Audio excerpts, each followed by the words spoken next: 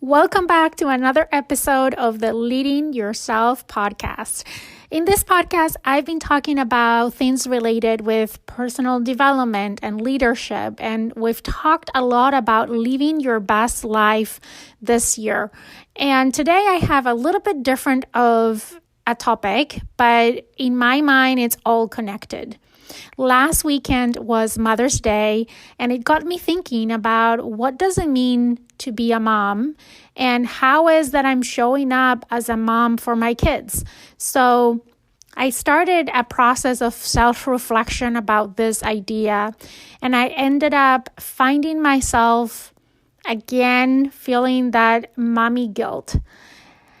And it got me thinking about what I've done in the past to get past that point and how can I better show as a mom now in the current situation in which we are in quarantine.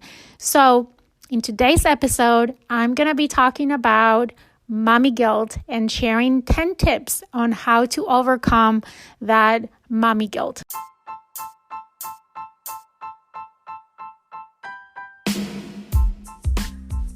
Welcome to the Leading Yourself podcast. This is your host, Carolina de Arriba.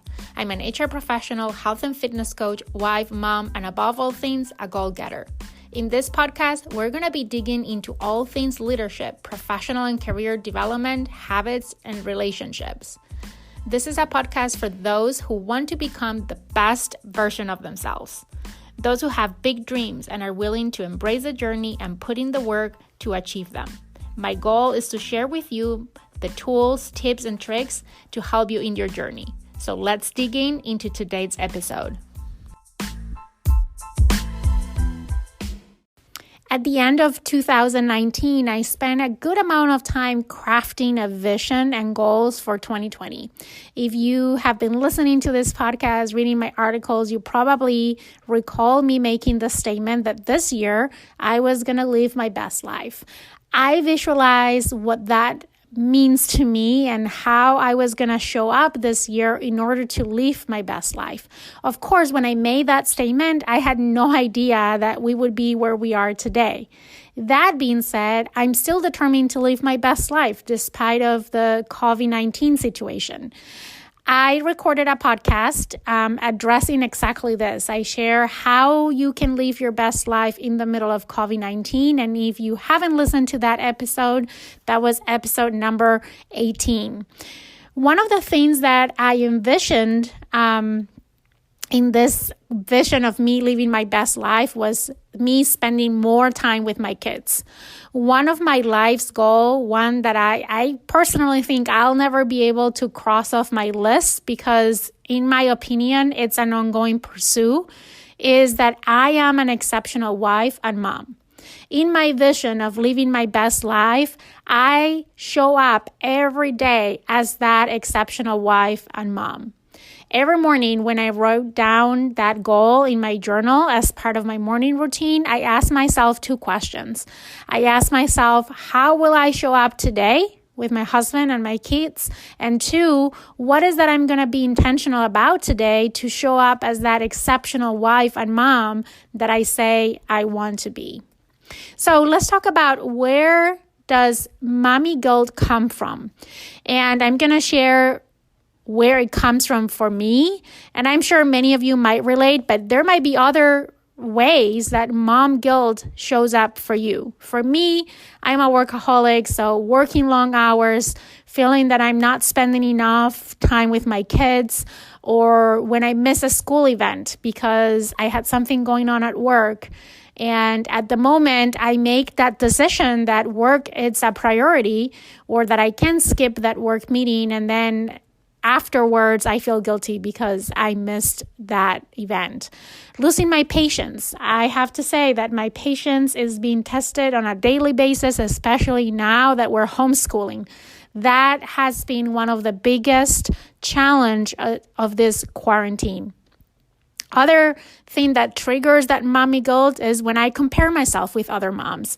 I look at pictures of other moms, or I hear other moms like always making to school events, always spending quality time with their kids. That's at least what I see. And when I compare myself with them, I feel that I'm not as good as a mom. Sometimes it's taking time for myself. I feel guilty for that. Or feeling that I was not there when my kids needed something, or when I forget something, which happens once in a while.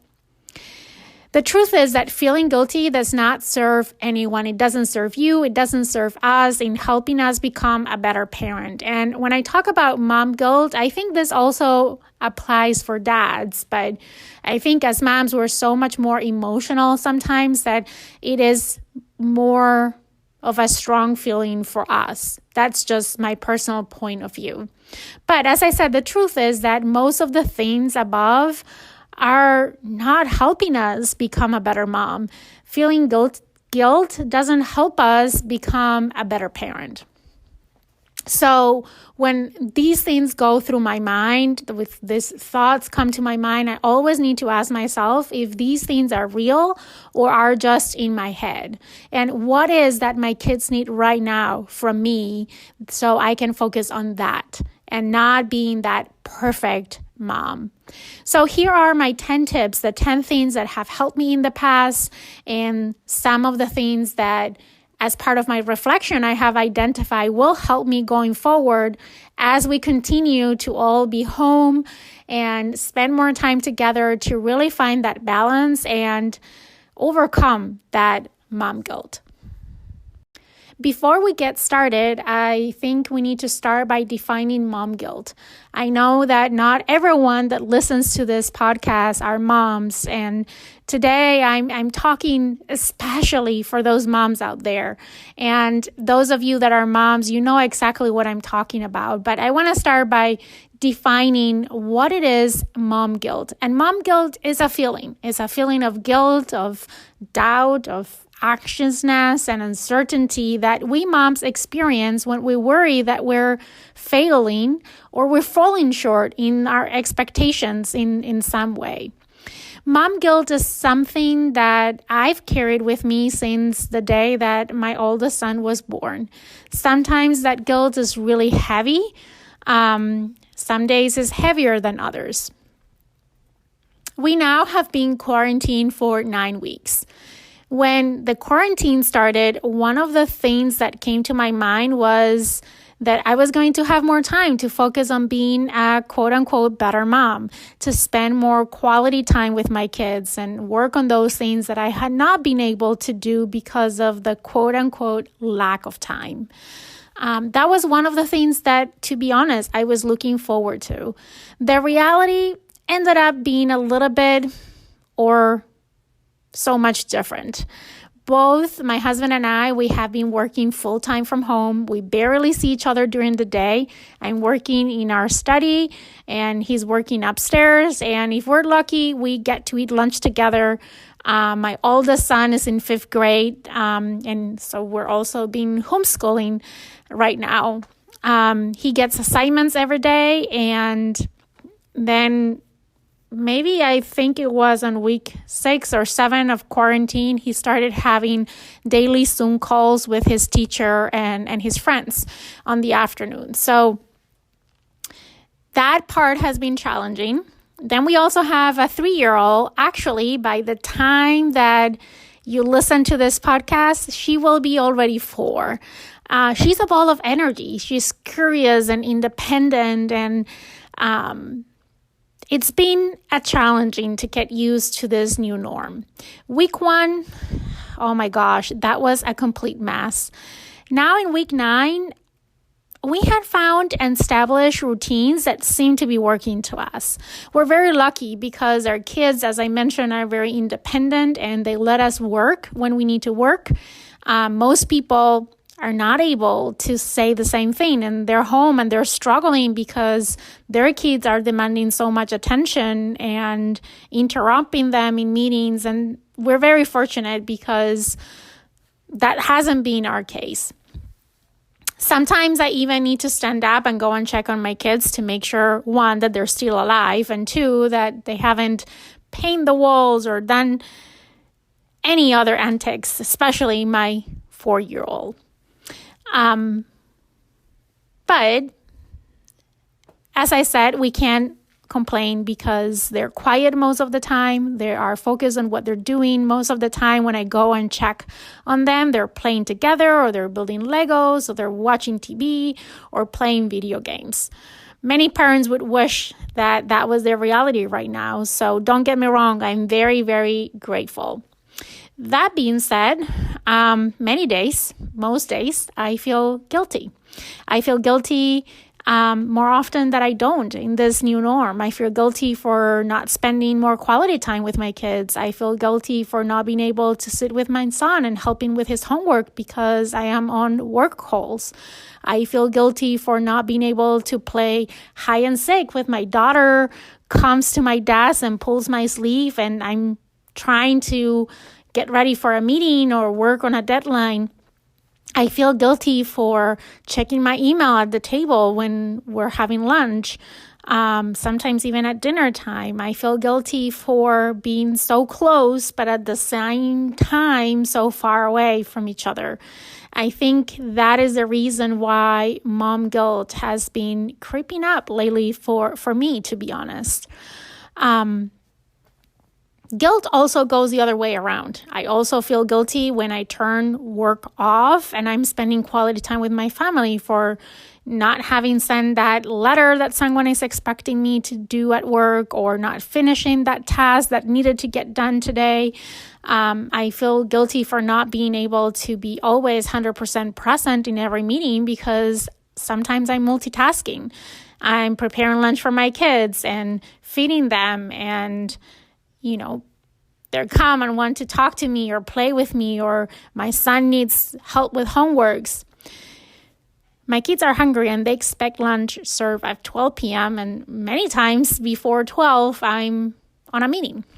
So I don't know if any of you can relate with any of this, but as I was saying this week, I spent a lot of time thinking about this, and thinking about why I feel guilty and what can I do to change that.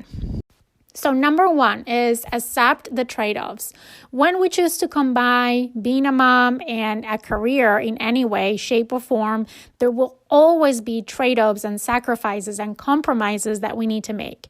What is crucial for our happiness, as well as to stay away from that guilt feeling, is that we need to be able to reconciliate all those trade-offs by being very clear, like crystal clear, about why we're making them in the first place.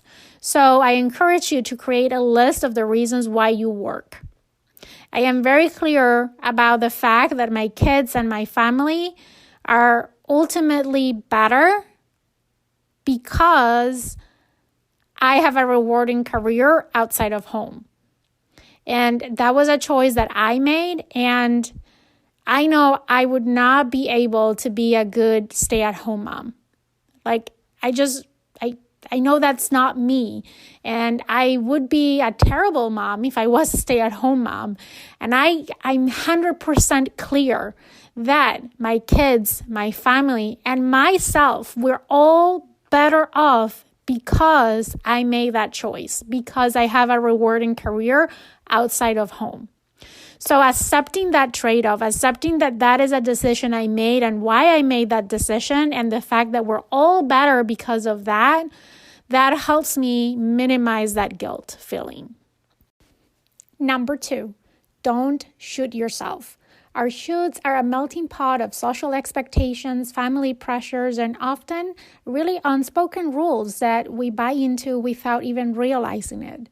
Our shoulds are shaped by our environment, which had seemed to skyrocket in recent decades with the so-called parent gurus, experts that bombard us with advice on what a quote-unquote good parent should or should not do.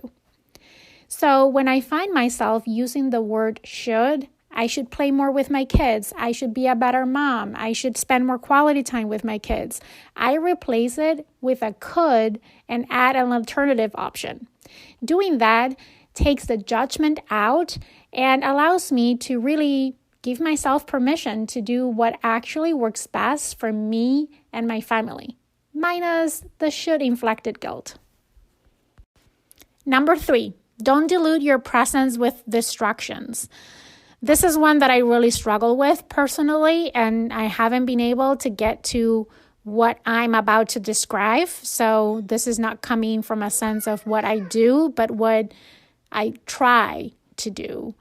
I believe that we can be with our kids 24 hours a day, 7 days a week. It's just not possible. And even if we could, we would not be able to be fully present with them all the time. So for me, turning work off is really hard. But my intention during this quarantine time is that I spend quality over quantity of time with my kids. This always has been the truth, and I need to realize that that continues to be the truth even if we are in the same house, if we're in the same space 24 hours a day, 7 days a week. The truth is that I can't be present with them all the time. But it is my intention that when I'm going to turn off distractions so I can really enjoy quality time with my kids. And for me, spending quality time with my kids is not what my definition of quality time is, but what is their definition of quality time? What is that your kids want to do with you? Is it playing Legos? Is it playing a video game? Is it watching a movie? Whatever it is, let them decide how to use that time. And when you are in that space, make sure that you have your undivided attention to them and what they want to do. Again, this is one that I personally struggle because if you listen to my work-life balance episode, that was actually one of the very first podcast episodes that I recorded. I believe that we can turn off our work and then turn on our personal life and vice versa, but they're all blended together. The key is that we have very clear what our priorities are and that we feel fulfilled in all our priorities. So for me, if I say my kids are a priority and I want to feel fulfilled as a mother, I need to fulfill those priorities. And that means spending quality time with no distractions with my kids. Number 4, don't think about the time you don't have, use what you do have. A lot of times I mention my mom guilt comes from a place of I'm not spending enough time with my kids. And I always focus on that time that I don't have, the time that I missed, the events that I missed, the moments that I missed, the things that I missed, the time that I missed, instead of focusing on the time that I have and making the most out of that time that I have with my kids. So I mentioned this in point number 3, but it's quality over quantity. Stop thinking about all the things that you don't have, all the time that you don't have, but focus on the time that you have and how you can take the most out of that time. And some of the things that would allow you to take the most out of that time is the point that we just talked about. Not diluting it with distractions. Having your undivided attention on your kids and spending that quality time with them. Number 5, let go of perfection. Pinterest perfect homes are not a reality. Your kids don't need a Pinterest perfect home or the Pinterest perfect mom. They just need you. They need a mom that is there for them and with them when they need you most. So stop thinking as much about the dishes that are piling on the sink or your kids not wearing the perfect clothes for the perfect Instagram picture. The things that are going to make you feel most proud of yourself, the things that are going to fulfill you the most as a mom, are those little things that happened outside of perfection. Is that getting dirty on the mat when you're playing with your kids? Is putting all the Legos out and while the house looks a mess, having a blast building things with your kids? Focus on being there as they need you, when they need you. Number 6, stop comparing yourself with other moms. The fact is that there's no one right way when it comes to raising children. Think for a minute.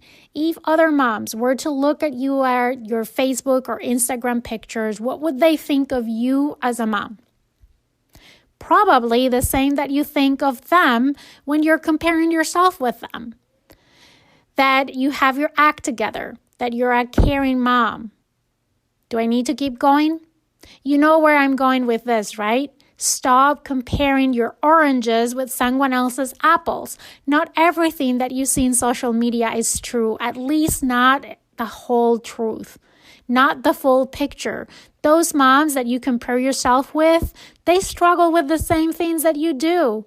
And right now, they might be comparing themselves with you and feeling just like you do when you compare yourself with them. So be yourself. Do you. Show up as you, as the mom that you're meant to. Number 7, remind yourself that you're not and should not aspire to be your kid's best friend. Be careful not to allow your kids to blackmail you. They know exactly how to, so refuse to play the game. Tell them that you love them and that you're going to do what is best to support them, which often includes not doing for them what they can do for themselves or not allowing them to do what they want to do all the time. I know that when I make these unpopular decisions in their eyes, they get upset and they say mean things that they actually don't mean. And that breaks my heart. But then I need to take a step back and remind myself that I'm not my kid's best friend. I'm their mom, and they need me to be their parent, not their friend. Number 8, give yourself some credit and a break. Focus on the things that you're doing well and give yourself some credit. One thing that has helped me is to ask myself at the end of the day 2 questions. Did I do today everything that I could to show up as the mom that I know I am? And what did I do today to show up for my kids? Because in the morning, I ask myself the question, how is that I will show up as a mom? Sometimes at night, I feel I didn't show up as I should because I did not show up as I said I was going to. Here is the thing. Life happens, and you need to stay flexible. The important thing is that you show up as the best you could given the situation in which you are. Are your kids alive? Did you feed them? Are they safe? Give yourself some grace. You're doing the best that you can, and that's all what matters. Number 9, share responsibilities and ask for help. I know that you know this already, but sometimes we just need someone to remind us that we don't need to do this alone, that we don't have to do it all. Ask for help. A lot of times it's not that there's no help available, but we don't want to ask for that help because we feel that we're 100% responsible for everything, that we need to do it all. And the truth is we don't. We need to ask for help. It's okay to ask for help. I am very fortunate because both my husband and I share 100% responsibility for our kids. We're both equally responsible for parenting and raising our kids. And we tag team in order to do that. If you're not fortunate like me and you don't have a partner that is supportive, or maybe you are a single mom, think about how does help look for you. Finally, number 10, fill your cup first. Do you remember the last time that you took a flight? Remember the safety guidelines when they tell you that you need to put your mask first before you help others? Well, let me tell you that applies here too. You can be the mom that you're meant to be, the best mom that you can be for your kids if you don't fill your cup first. I know many times that as moms, we feel guilty for taking time for ourselves. But I want you to think about this from the different perspective. If you don't show up for yourself, if you don't fill your cup, you can't pour from an empty cup. For me, that means that I wake up a couple hours before my kids wake up. That way, I feel I'm not taking away any time from them, but I'm using that time to invest in myself, to show up for myself so I can be the best version of myself that day, so I can be the best mom that I can be for them. So those are my 10 tips on how to overcome mom guilt. As I said, some of these are things that I have fully embraced in my life that have helped me so far to find that balance, to be able to show up as the mom that I meant to be without feeling guilty. And some are things that came out of my reflection this week as we are in this quarantine mode and we are sharing the same space 24/7 with our kids, but we can't be there present every single moment of those 24 hours during the day. I find that mom guilt is kicking in again, and probably is kicking in for many of the moms listening now, because it's hard to be there but not be there at the same time. So these are the things that I personally are intending to work on in order to be able to continue to show up as the best version of myself and as the mom that my kids deserve. If you found those tips helpful, I am going to ask you that you share this episode with another mom in your life. Maybe it's a friend, maybe it's a colleague at work, maybe it's someone that you know in social media. But if any of this resonated with you, if you think that any of this is helpful, please share it with another mom. Because I feel that all moms, we're all struggling in this time. As much as we have, quote unquote, more time with our kids, the truth is we don't. And it's hard to find that balance and to find that inner peace that we're doing everything that we can to be the best moms that we can. So please share this episode with someone. If you like the episode, also, I'm going to ask you to go to Apple Podcasts and leave me a review. And with that, I hope you have an amazing day, and I'm looking forward to talk to you again on another episode of the Leading Yourself podcast.